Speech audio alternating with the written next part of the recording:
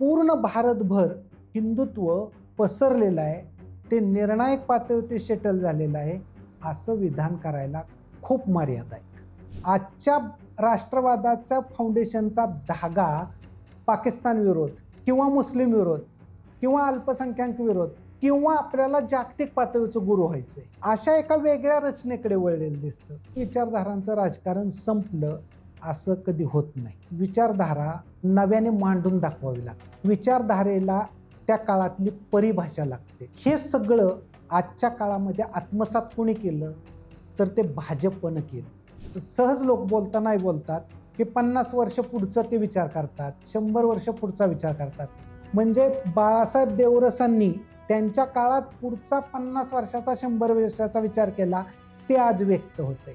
तसा विचार काँग्रेसच्या आयडियॉलॉजीबद्दल काँग्रेसच्या लोकांनी केला नाही. राजकारणामध्ये आत्ता सध्या महत्त्वाची गोष्ट कोणती आली तर सार्वजनिक नावाचं पब्लिक सेक्टर अस्तंगाला गेलं आणि खाजगी क्षेत्र उदयाला आलेलं आहे.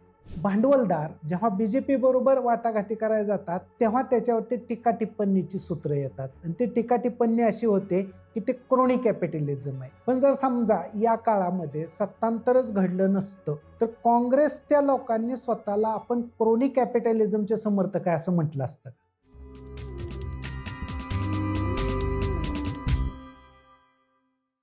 नमस्कार, मी विनायक पाचलक आणि थिंक बँकच्या शतक वेध या कार्यक्रमात तुम्हा सगळ्यांचं स्वागत. तुम्हाला माहिती आहे की या सिरीजमध्ये आपण गेल्या 25 वर्षात काय बदललं आणि येत्या 25 वर्षात काय घडू शकतं त्याचा मॅक्रो लेवलला थोडासा पाठीमागे जाऊन बर्ड्स आय व्ह्यू घेतोय. आणि यातली सगळ्यात महत्त्वाची, कदाचित गेल्या काही वर्षात आपल्याला महत्त्वाची सर्वाधिक वाटणारी गोष्ट ती म्हणजे राजकारण. या राजकारणात काय बदललं, काय मेगा ट्रेंड्स आले, काय टिकेल, काय बदलेल हे समजून घ्यायचं आहे. त्यासाठी माझ्याबरोबर पुन्हा एकदा आहेत ज्येष्ठ राजकीय विश्लेषक प्राध्यापक प्रकाश पवार सर. तर स्वागत आहे थिंक बँकवरती पुन्हा एकदा. खूप वेळेला आपण खूप वेगवेगळ्या विषयांवर बोललोय, पण आज 2001 ते 2025 अशी 25 वर्ष बघितली तर भारताचं, महाराष्ट्राचं आणि जगाचंही वाटल्यास या राजकारणामध्ये काय प्रमुख ट्रेंड आले, काय बदललं असं तुम्हाला वाटतं? एक सारांश स्वरूपामध्ये 5-6 ट्रेंड महत्त्वाचे आहेत. त्यापैकी पहिला जो ट्रेंड आहे तो पार्टी पॉलिटिक्स ज्याला म्हणतात. त्या पार्टी पॉलिटिक्समध्ये साधारणपणे कन्झर्वेटिव्ह भागाकडे अ, जगातील, भारतातील आणि महाराष्ट्रातील पार्टी पॉलिटिक्स वळलेलं दिसतं. हे पार्टीच्या पातळीवरचं. दुसरा बदल महत्त्वाचा कॅपिटलिझममध्ये झालेला आहे. म्हणजे त्या कॅपिटलिझमला टीका म्हणून वेगवेगळी नावं दिली तरी कॅसिनो कॅपिटलिझम वगैरे. पण मुख्य मुद्दा म्हणजे कॅपिटलिझमने त्याची भूमिका बदलली. बरं. त्याची भूमिका कशी बदलली तर कॅपिटलिझम आधी म्हणजे साधारणपणे 50 ते 75 किंवा 90च्या काळापर्यंत आणि मधल्या टप्प्यामध्ये काही वेळा तो मध्यम मार्गी विचारसरणीबरोबर युती, आघाडी करायचा, मदत करायचा. परंतु ह्या 25 एक वर्षामध्ये त्याचा एक ट्रेंड असा राहिलेला आहे, की जनरली हिंदुत्वाबरोबर भारतात तो युती करतो आणि जागतिक पातळीवरती कॅपिटलिझम त्या भागातल्या कट्टर कन्झर्वेटिव्ह पार्ट्यांबरोबर युती करतो. हे त्याचं खास वैशिष्ट्य कॅपिटलिझमचं राहिलेलं. हं. तिसरं वैशिष्ट्य म्हणजे भारतीय आणि जगाच्या राजकारणातलं, तर जगाच्या राजकारणापेक्षा भारतीय राजकारणातलं कोणतं आहे?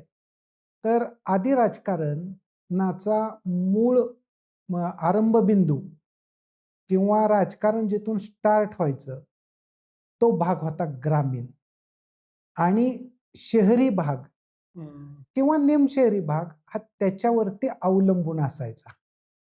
आता एकदम ह्या 25 वर्षात उलटं चित्र उभं राहिलेलं आहे, की राजकारणाचा आरंभबिंदू स्टार्टिंगच अर्बन भागातून होतं, म्हणजे शहरी भागातून आणि ग्रामीण भाग त्याच्यावरती परावलंबी असतो. हं. हा एक मोठा बदल आहे या पटावरचा. हा तिसरा बदल आहे.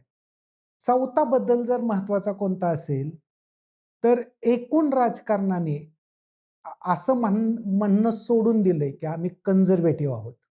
अच्छा. ते कन्झर्वेटिव्ह ही गोष्ट तुम्ही युरोपमध्ये गेला किंवा कोणत्याही देशांमध्ये गेला तर ते पण मान्य करणार नाहीत. ते त्याच्याऐवजी त्या भागाचा विकास किंवा तिथला राष्ट्रवाद यावर बेतलेलं राजकारणाचं गारुड उभा करतात. हं. म्हणजे उदाहरणार्थ अमेरिका फर्स्ट, जपानला प्रथम क्रमांक द्या.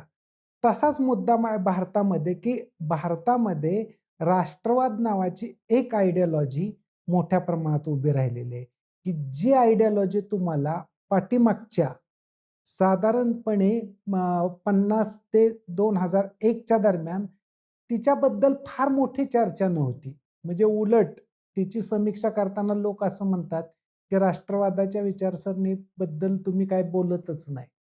हं. असा तो कालखंड होता. परंतु आता राष्ट्रवादाच्या भाषेमध्ये सगळा राजकीय व्यवहार होताना दिसतो. हा मोठ्यात मोठा एक बदल होताना दिसतो. आणि 5वा बदल जर तुम्ही म्हणाला, तर आधी राजकारण म्हणजे सेवाभाव होता. म्हणून आम्ही सेवा देण्यासाठी राजकारणात आलोय, असं अभिजनांचं भूमिका होती किंवा मतं होती. हं. आता त्याच्याऐवजी राजकारणात जे लोक येतात, राजकारण जे लोक करतात, ते जवळपास त्या क्षणाला तो व्यवहार मिटवून टाकतात. म्हणजे हं. उदाहरणार्थ बिहारच्या निवडणुकीमध्ये महिलांना 10,000 दिले. तिथं त्यांनी तो व्यवहार मिटवून टाकलेला आहे. आता त्याच्या पुढच्या विकासाच्या बद्दलचे प्रश्न नसेल. म्हणजे मोठ्या विकासाच्या कल्पना ही गोष्ट बाजूला गेलेली आहे आणि आता व्यवहार महत्वाचा राजकारणातला आलेला आहे. सेवाभाव महत्वाचा नाही. असे एकूण भारतीय राजकारणाला, जगाच्या राजकारणाला वेगळी दिशा देणारे 5-6 ट्रेंड क्रिएट झालेले आहेत आणि त्याप्रमाणे राजकारणाचाही पोत बदलताना दिसतोय. तर मी आता पुढची चर्चा प्रामुख्यानं भारताबद्दल लिमिट करतो. गरजेनुसार जगाकडे जाऊ. हं. मला तरी असं आठवत नाही, की शाळेत असताना मी रोज राजकारणाची चर्चा व्हायची. पेपर घरी यायचा. टीव्ही आले 2000च्या दशकामध्ये. पण सामान्य माणसाच्या आयुष्यात रोज-रोज राजकीय चर्चा होणं, हं. हे याच 25 वर्षात घडलं का? का त्याच्या आधीही होतं? आणि त्याचे चांगले वाईट काय परिणाम झाले? मला असं वाटतं, की राजकारण ह्या विषयावरती चर्चा आत्ता होते, तर ती आधी पण होत होती. परंतु त्याचा आशय बदललाय. बरं. आशय म्हणजे काय बदललेला आहे? तेव्हा राजकारण म्हणजे पब्लिक सेक्टर मानलं जायचं हं. आणि आत्ता राजकारण म्हणजे खाजगी क्षेत्र मानलं जाते. म्हणजे हं, जसं हं. आपण सहज लोक असं म्हणतात, ही माझी खाजगी बाब आहे. हे माझे पर्सनल श्रद्धा आहेत. हां. त्याच्यात दुसऱ्याने पडू नये.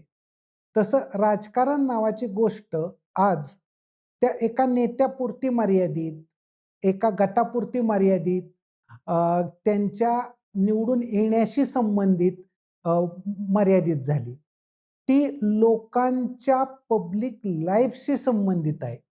म्हणून तो एक सार्वजनिक निर्णय आहे.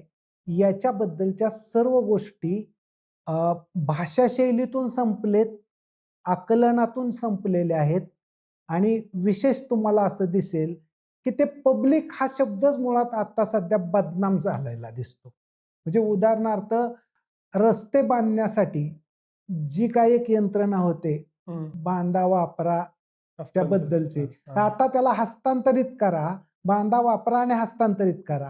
म्हणजे पब्लिक नावाची गोष्ट ह्यातून काढून टाकली. म्हणजे तुम्ही हं. जुने रस्ते बांधणारे लोक, म्हणजे सरकारची एजन्सी ना आत्ताची किंवा आत्ताचे सार्वजनिक आरोग्य केंद्र आणि खाजगी दवाखाने यापैकी लोकांच्याच मनात असं बसलंय, की आपण खाजगी दवाखान्यात गेलो पाहिजे.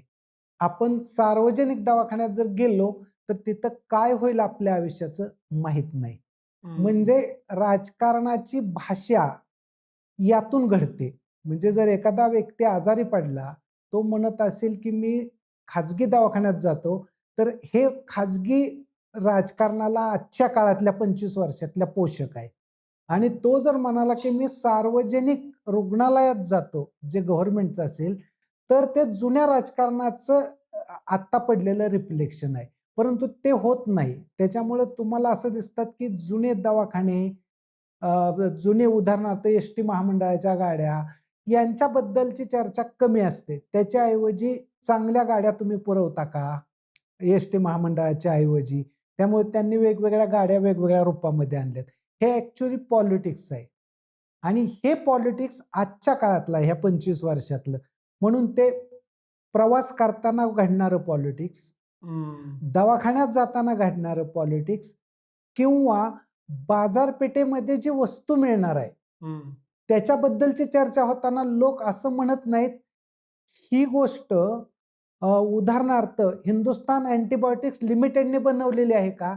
तर त्याच्यावर विश्वास न ठेवता ते म्हणतात, की ही वस्तू म्हणजे गोळी बनवलेली जी आहे औषधाची, ती खाजगी कंपनीची आहे आणि ती त्याच्यावर किती सूट देते. मग हं. ही राजकारणाची भाषा आहे. त्याच्यामुळं आपोआपच राजकारणामध्ये आत्ता सध्या महत्वाची गोष्ट कोणती आली, तर सार्वजनिक नावाचं पब्लिक सेक्टर अस्तंगाला गेलं, जवळपास नष्टच झालेलं आहे आणि खाजगी क्षेत्र उदयाला आलेलं आहे. त्याच्यामुळं उलट जुन्या काळात लोक म्हणायचे, गाव बंदिस्त आहे.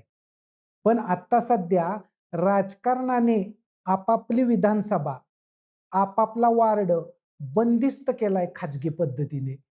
तो सार्वजनिकरित्या सामूहिकतेची कल्पनाच करू देत नाही.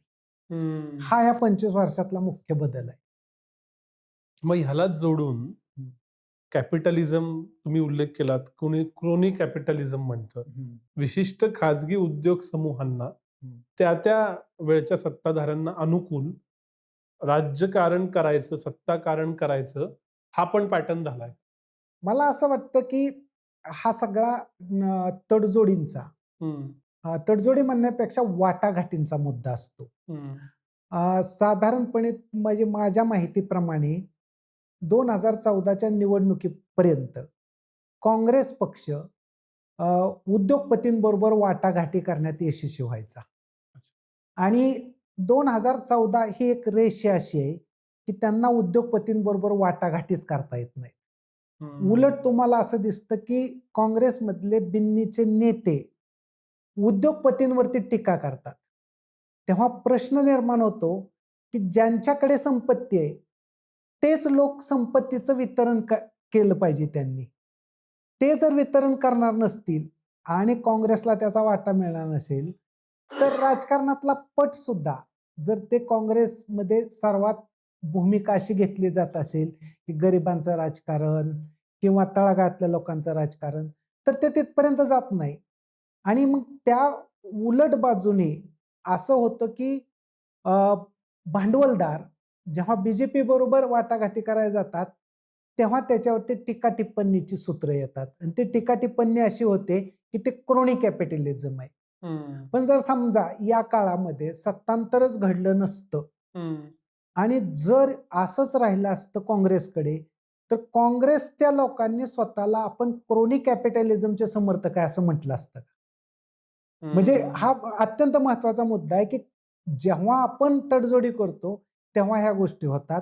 परंतु तडजोडींपेक्षा ज्यांच्याकडे वाटा आहे, तो काढून घेणं, त्याचं समान वितरण करणं, ह्याच्यासाठी म्हणून एक पुढाकार घ्यावा लागतो आणि हा प्रत्येक काळामध्ये घेतला गेलेला आहे. असं काही नाही, की कोणीच घेतला नाही आणि ज्याला मोठ्यात मोठे नेते म्हणतात, त्यांनी सुद्धा कॅपिटलिझमचं, औद्योगिकीकरणाचं एका टप्प्यावरती समर्थन केलेलं आहे. म्हणजे तुम्हाला उदाहरण दाखल पाठीमागच्या 75 किंवा 100 वर्षातलं घ्या.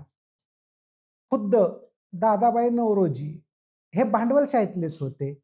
अ, आता तर त्यांचं जन्मशताब्दी वर्ष चालू आहे. त्याच्यानंतर न्यायमूर्ती रानडेंनी तर जमिनीचं भांडवलीकरण करा म्हटलेलं होतं. हं. आणि त्याच्या पुढे गेला तर तुम्ही महात्मा गांधीजींनी टाटांना मदत केलेली होती. त्याही पुढे तुम्ही गेलात तर नेहरूंवरती सुद्धा एक ब्लेम आहेच, की त्यांनी मिश्र अर्थव्यवस्था म्हणता म्हणता भांडवलशाहीकडे झुकता कल दिलेला होता. म्हणजे याचा अर्थ पाठीमागच्याही टप्प्यामध्ये तडजोड करण्यापेक्षा सुद्धा त्यातला वाटा काढून शेतकऱ्यांना मागासांना, समाजातल्या गरिबांना कसा द्यायचा, हे एक सूत्र होतं. पण आत्ताचं सूत्र वेगळ्या पद्धतीने डेव्हलप झाल्यामुळे या भांडवलशाहीचं नेमकं वर्णन काय करायचं याच्याबद्दलचा प्रश्न राज्यकर्त्या वर्गांमध्ये पडलेला आहे. आणि दुसरा मुद्दा निर्माण झाला तो असा, क्रोनी कॅपिटलिझम म्हणजे काय? तर ॲक्चुअली जनतेचे प्रतिनिधी जे निवडून येतात, तेच भांडवलदारांबरोबर जाऊन वाटा स्वतःसाठी मागतात. हम्म. म्हणजे मला एखाद्या गोष्टीमध्ये मी गुंतवणूक करतो, त्या गुंतवणुकीचा मला किती प्रॉफिट मिळणार? हे रूप त्याला आलेलं आहे. म्हणून इथला सेवाभाव निघून गेला. या अर्थाने त्याला क्रोनीचा अर्थ भांडवलदारांवरती टीका कमी आहे, पण टीका जास्त आहे ते राजकीय नेत्यांवरती. कारण ते भांडवलदारांमध्ये पार्टनर होतात. हे फार इंटरेस्टिंग आहे. अजून एक गोष्ट आता तुम्ही उत्तर देत असताना सुचली ती अशी, की गेल्या 25 वर्षात तसं भारतानं स्टेबल गव्हर्नमेंट्स बघितली. म्हणजे 25 वर्षाचा विचार केला तर इनमीन 3 पंतप्रधान आहेत. मनमोहन सिंगांची 10 वर्ष, नरेंद्र मोदींची 11 वर्ष आणि अटल बिहारी वाजपेयींची 4 वर्ष. त्याच्या आधीच्या 25 वर्षात कित्येक पंतप्रधान येऊन गेले, अस्थिरता होत्या, खूप उलटापालटी झाल्या. ही जी स्टॅबिलिटी आहे, याचा भारताला फायदा झाला, तोटा झाला, काय झालं? मला असं वाटतं, की हे 25 वर्षांचा जर विचार केला, तर भारत हा पाठीमागच्या 25 वर्षांच्या तुलनेमध्ये जर घेतला, तर तो प्रगतीकडे वळलेला दिसतो. हं. आणि त्यातला एक पहिला निकष जर लावायचा झाला तर कोणता? तर 2004 ते 2014 पर्यंतचा कालखंडात मनमोहन सिंगांनी घेतलेल्या भूमिकेतली मनरेगा जी होती, ही केवळ भारताचं उदाहरण नाही, हे जागतिक पातळीचं उदाहरण आहे, की जे प्रगतीचं. कारण का? जेव्हा तुम्ही घटना लागू केली, तेव्हा घटनेला काय म्हणत होता? तर घटना म्हणजे काय त्यातली कलमं नाहीत. घटनेमध्ये 4च गोष्टी महत्त्वाच्या आहेत. एक सरनामा, दुसरं मूलभूत हक्क, तिसरे मार्गदर्शक तत्वे आणि चौथा मूलभूत रचना सिद्धांत. त्या मार्गदर्शक तत्वांमध्ये प्रत्येक व्यक्तीला रोजगार मिळाला पाहिजे, काम मिळलं पाहिजे. हे जगात कुणीही प्रत्यक्ष कायद्यानुसार अस्तित्वात आणलं नव्हतं. ते तिथं आणलं गेलेलं आहे. ह्याच्यामुळं हा प्रगतीचा टप्पा या अर्थाने मोजता येतो. कारण आपण मार्गदर्शक तत्वांना एका कायद्याच्या चौकटीत जाऊन उत्तर देण्याचा प्रयत्न केला. म्हणून ही प्रगती नावाची गोष्ट बरोबर. मोजता येते. दुसरा आता कोणता टप्पा प्रगतीचा मोजता येतो? तर साधारणपणे आपण 1989 असं गृहीत धरलं. तेव्हापासून बहुमत नव्हतं. एकच एक पार्टी निर्णय घेऊ शकत नव्हती. या टप्प्यावरती 2014 पासून ते साधारणपणे 24च्या निवडणुकीपर्यंत जर नीट बघितलं तर बहुमत आहे एका पक्षात. आणि ते बहुमत असण्यामुळं पार्टीच्या पातळीवरती तरी ते एक सक्षम इतका आत्मविश्वास यावा इतक्या लेवलला पुढे आले. आणि याच्या आधी तुम्ही नीट बघायला गेला तर जेव्हा राजीव गांधींचं गव्हर्नमेंट पडलं, म्हणजे 1989ला, आणि तिथपासून पुढे सगळा कालखंड आघाड्यांचा होता. आणि त्या आघाड्यांच्या कालखंडामध्ये प्रगती कशी मोजायची हा वेगळा मुद्दा आहे. परंतु हाही एक मुद्दा आहे, की आघाड्या आधीमधी एकमेकांवरती कुरघोडी करायच्या. किंबहुना व्यापक अशी भूमिका त्यांना कधी-कधी घेता येत नव्हती. आणि त्यामुळे परिणाम असा झाला होता, की प्रगतीचा दुसरा निकष पॉलिटिकल स्टॅबिलिटी ही एका पार्टीची मानली तर ती पुढच्या कालखंडामध्ये तुम्हाला दिसते. म्हणजे अशा 2 निकषांवरती आधारित तुम्ही जर बघायला गेला, तर ह्या 25 वर्षामध्ये एका अर्थाने प्रगतीकरचा कालखंड पण तुम्हाला दिसतो. सर, पण दुसऱ्या बाजूला अशी प्रगती करत असताना जे जवळपास स्वातंत्र्यापासूनचे मुद्दे आहेत, जात आणि धर्म, त्याच्या आधीच्या क्वार्टरमधले मंडल आणि कमंडल, हेच पुन्हा 2024 लाही रिपीट होताना दिसतात. तर ह्याच्याकडे तुम्ही कसं बघता? मला असं वाटतं, की आता सध्या म्हणजे ह्या 25 वर्षामध्ये म्हणजे खरी तर ह्याची सुरुवात आधी झालेली आहे. मी आत्ताच उल्लेख केला त्याप्रमाणे अ, जातीबद्दल आणि धर्माबद्दल अ, आधी उल्लेख झालेले आहेत, परंतु त्याची एवढी चर्चा नव्हती. 2001 नंतर जात आणि धर्माबद्दलची जरा रिगरस आणि वेगळ्या पद्धतीने चर्चा सुरू झाली. ती बरं. कोणती? तर उदाहरणार्थ धर्म नावाची गोष्ट म्हणजे काय? धर्मनिरपेक्षता म्हणजे काय? धर्मनिरपेक्षतेला विरोध करण्यासाठीची नकली धर्मनिरपेक्षता आणि ह्या सर्वांना मध्ये मार्ग काढण्यासाठी जी एक केशवानंद भारतींनी भारतीय राज्यघटनेचा मूलभूत रचना सिद्धांत आणला, त्याच्याबद्दल सगळे न्यायाधीश 2001 नंतर बोलायला लागले.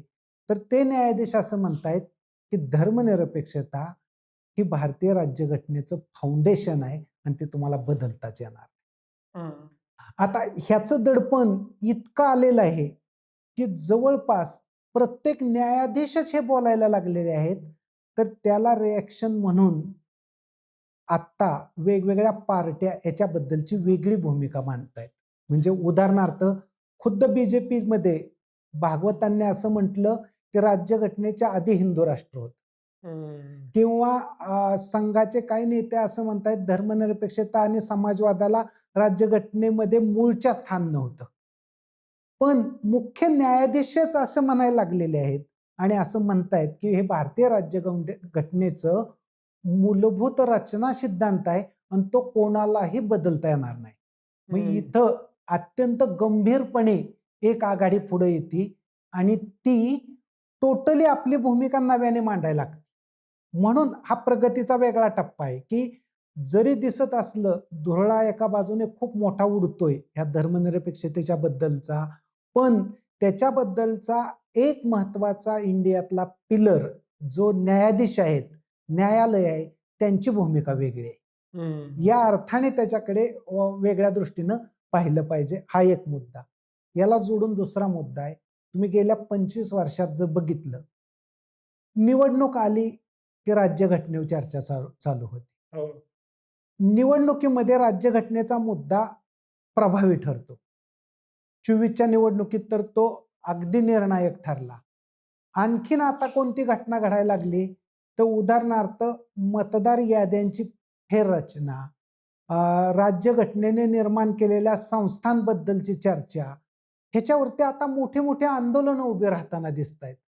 म्हणजे याचा अर्थ असा होतो की जरी असं वाटत असलं की या टप्प्यामध्ये भारतीय राज्यघटना अडचणीत आहे, परंतु भारतीय राज्यघटना नव्याने जी परिस्थिती क्रिएट झालेली आहे तिला कसं तोंड द्यायचं याच्याबद्दलचं रिथिंकिंग करायला लागलेली दिसते.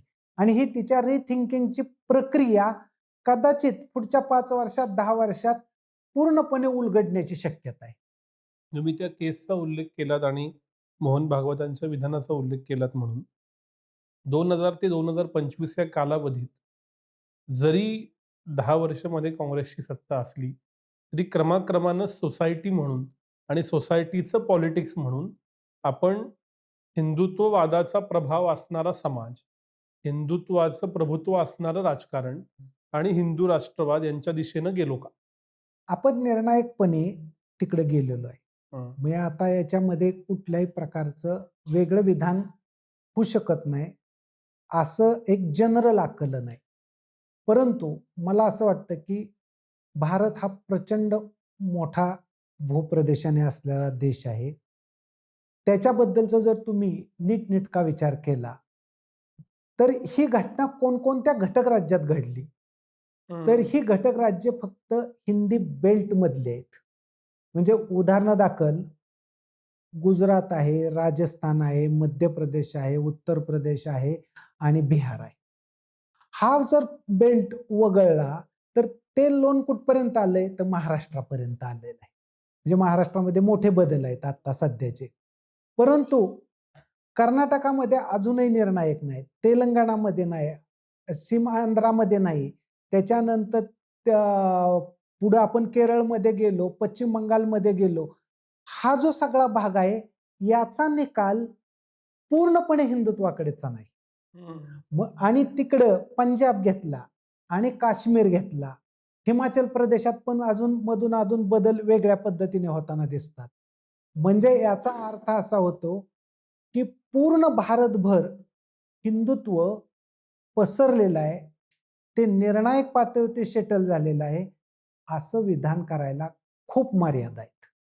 आणि त्याच्यामुळंच भाजपला सुद्धा बहुमत मिळलं, म्हणजे 14ला 19ला काय प्रमाणात आणि 24ला मिळलं नाही, पण मिळलं नाही याचा अर्थ ते खाली आले. आणि आणखीन एक घटना आहे या 25 वर्षातली, जर हे दोन पार्ट वेगवेगळेच असतील असे झालेले, तर किंचित जरी बदल ह्या हिंदी पट्ट्यामधला झाला, म्हणजे गुजरात, राजस्थान, मध्य प्रदेश, उत्तर प्रदेश आणि बिहार, तर टेक्निकली हिंदुत्व फार मोठा पाठिंबा मिळतोय असंही म्हणता येणार नाही. आणि त्याची याच बेल्टमध्ये तपासणी करता येते. कशी?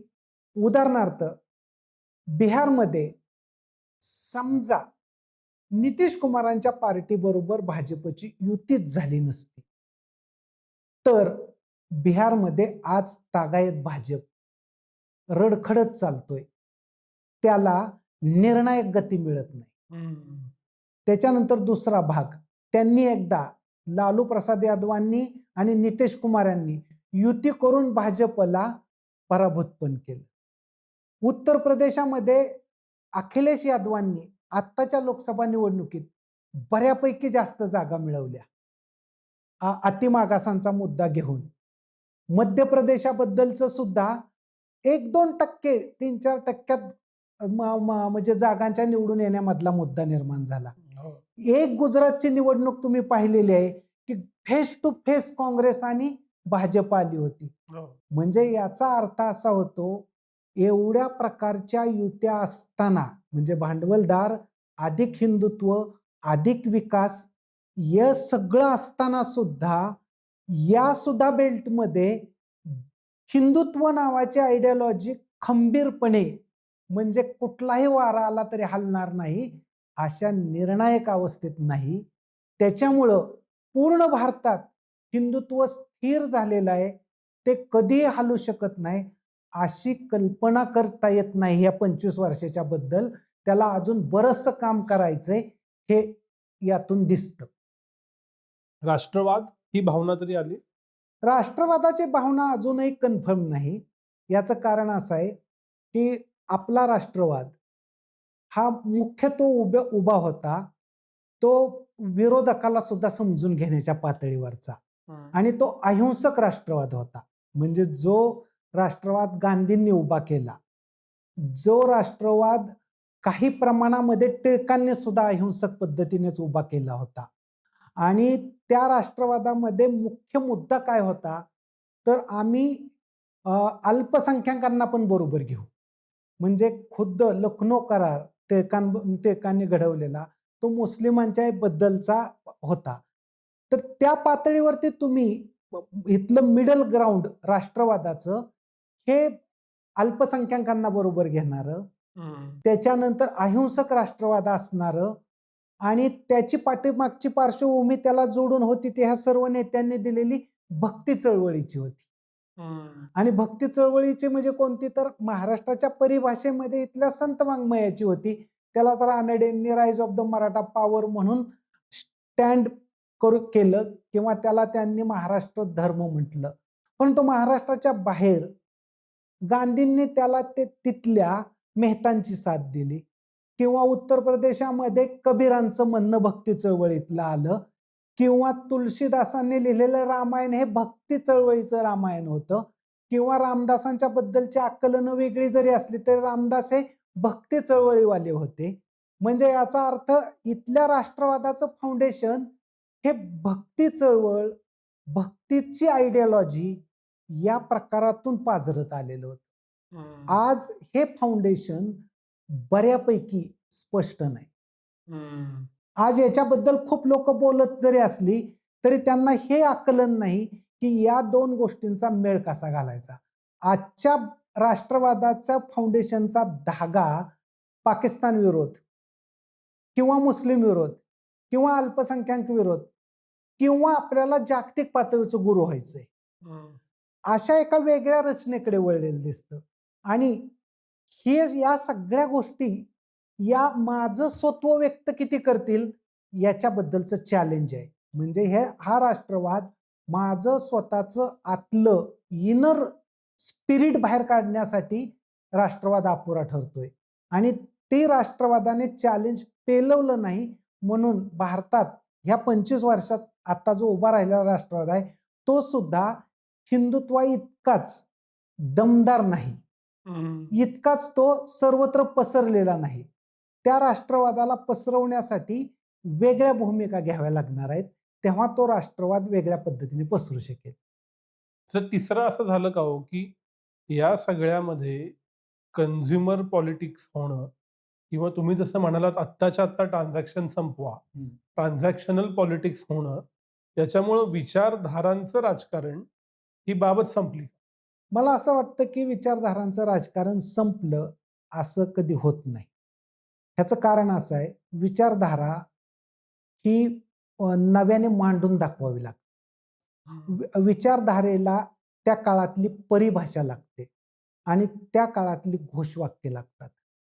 हे सगळं त्यातल्या त्यात सर्वात जास्त आजच्या काळामध्ये आत्मसात कोणी केलं तर ते भाजपनं केलं. म्हणून भाजपने त्यांच्या आयडिओलॉजीचं पुनर्रचना केलेली आहे. आणि ती पुनर्रचना करण्यामध्ये काय 1-2 दिवसाचा काळ गेला नाही. म्हणजे माझं असं आकलन आहे की भाजप सहज लोक नाही बोलतात की 50 वर्ष पुढचं ते विचार करतात, 100 वर्ष पुढचा विचार करतात. म्हणजे बाळासाहेब देवरसांनी त्यांच्या काळात पुढचा 50 वर्षाचा 100 वर्षाचा विचार केला, ते आज व्यक्त होतंय. तसा विचार काँग्रेसच्या आयडिओलॉजी बद्दल काँग्रेसच्या लोकांनी केला नाही. तसा विचार मार्क्सवादाबद्दलचा मार्क्सवाद्यांनी केला नाही, समाजवादाबद्दलचा समाजवाद्यांनी केला नाही. त्याच्यामुळे त्यांच्या आयडिओलॉजी आज लोकांना आजच्या काळामध्ये व्यक्त होताना दिसत नाहीत. म्हणजे त्या भाषेत व्यक्त होत नाही. म्हणजे आजची जी भाषा असेल, आजची जी काय संगणकाची भाषा असेल, आजची प्रगतीची भाषा असेल, आजची जी भाषा असेल गरीब श्रीमंतीची, पण ती जुनी भाषा शैली आजच्या लोकांना अपील होत नाही. ती अपील करण्यासाठी ती भाषा यावी लागते आणि त्या पद्धतीनं तुमचं जुनं लिटरेचर टोटल बदलून घ्यावं लागतं. म्हणजे उदाहरणार्थ, ज्या कालखंडामध्ये भारतीय स्वातंत्र्य संग्राम चालू होता त्यावरती सर्वांनी गीतेवरती लिहिलं. गीता तर सर्वांचा आदर्श होतो. तुम्हाला त्या काळात पाठीमागची गीता कशी चालली, तर त्यांनी गीतेचा आधार घेतला जुन्या परंपरेच्या लिटरेचरचा आणि त्यांच्या काळातली समस्या मांडून दाखवली. म्हणजे टिळकांनी जसं लोक कृतीप्रवणच होत नव्हते म्हणून त्यांचं गीता रहस्य कर्मयोगावरती आधारलेलं आलं, तसं आजच्या काळातल्या आयडिओलॉजींना तुम्ही या जुन्या काळातल्या लिटरेचरवरती मांडून दाखवणं गरजेचं होतं. किंवा तुळशीदासांनी जे रामायण मांडून दाखवलं की ज्याचा गांधींनी आधार घेतला, ते रामायण भक्ती चळवळीवर आधारित त्यांनी मांडून दाखवलं. म्हणजे ज्याला आपण म्हणतो एक महाकाव्य आहे, परंतु ते आपल्या काळाच्या संबंधात सुसंगत करणं, त्या आयडिओलॉजींनी आत्ताच्या काळाबद्दल ह्या 25 वर्षाबद्दल असं आपलं जुनं लिटरेचर, आपले जुनं वाङ्मय, जुने काय मुद्दे लोकांच्या श्रद्धेचे ते नव्या संदर्भात मांडणी केली नाही. केवळ जुन्या गोष्टीच पुन्हा पुन्हा उघडत राहिल्यामुळे नव्या पिढीला ते अपील झालं नाही. याच्यामुळे तुम्हाला पट वेगवेगळ्या राज्यातून वेगवेगळ्या पार्ट्या पाठीमागं पडताना दिसतात. हा खरा मुद्दा आहे त्यातला. म्हणजे आयडिओलॉजी कधी नष्ट होत नाही, आयडिओलॉजीची पुनर्रचना करावी लागते.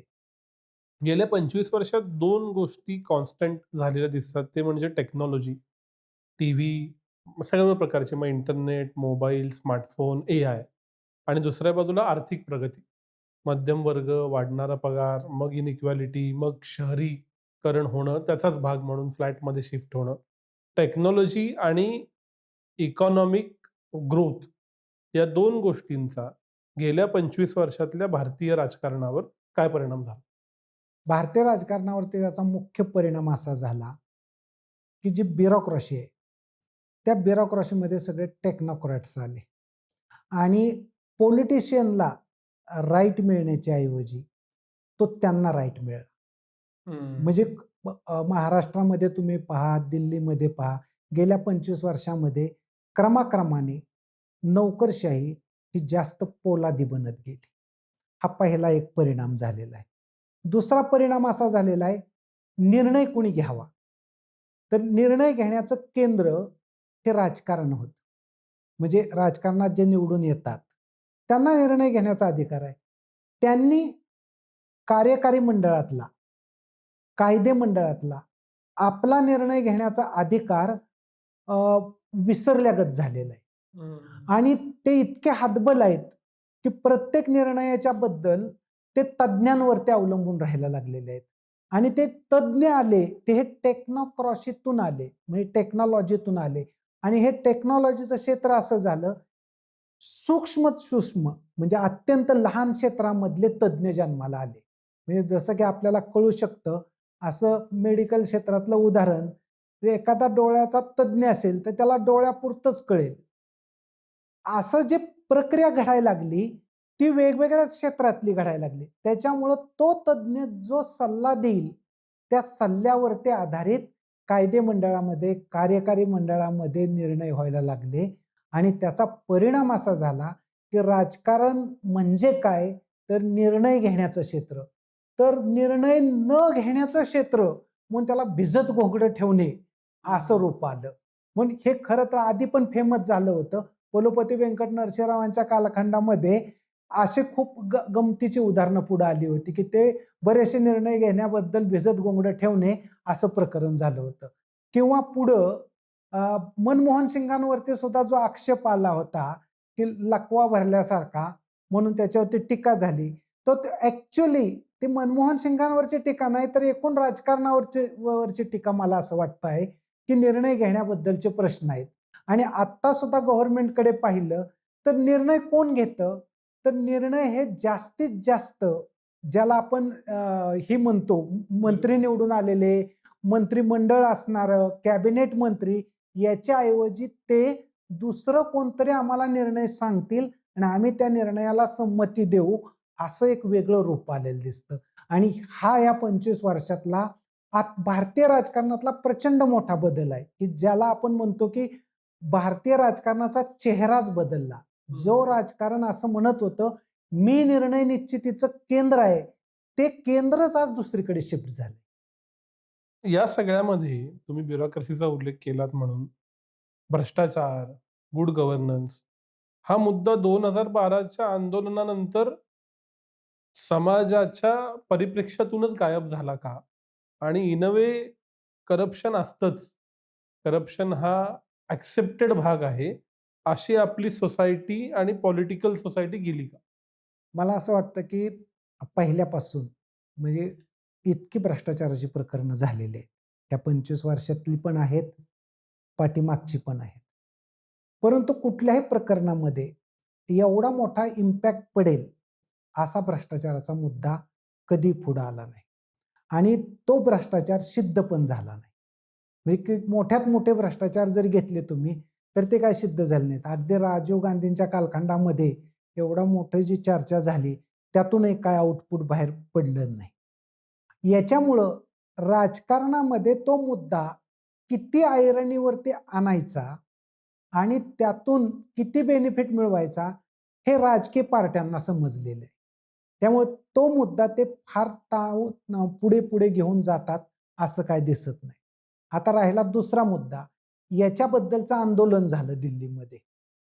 अण्णा हजारे आणि एकूण ते कायदे केले गेले आणि त्याबद्दलचे सर्व गोष्टी घडल्या. परंतु पुढं त्याचं काय झालं? तर ते पुढं कमी, कमी, कमी पुन्हा होत गेलेलं दिसून येतं. म्हणजे याचा अर्थ असा होतो, की भारतीय सोसायटीमध्ये राजकारण करताना भ्रष्टाचार घडतो, ही एक वस्तुस्थिती खरी असली, तरी त्याच्या जोडीला ही सुद्धा एक वस्तुस्थिती खरी आहे, की भारतीय राजकारणामध्ये काही 25% लोक असे असतात, की ते राजकारणाकडे शुद्ध चारित्र्याने पाहतात. आणि त्यांच्या जीवावरती ही राजकीय प्रक्रिया पुढं चांगली गतिमान होताना दिसते वेगळ्या पद्धतीनं. याच्यामुळं 25% इम्पॅक्ट 50 पर्यंत जातो आणि ह्या भ्रष्टाचारवाल्यांचा 50%. त्यामुळे ह्या दोन्हींचं एकाच वेळेस चर्चा तुम्हाला दिसते.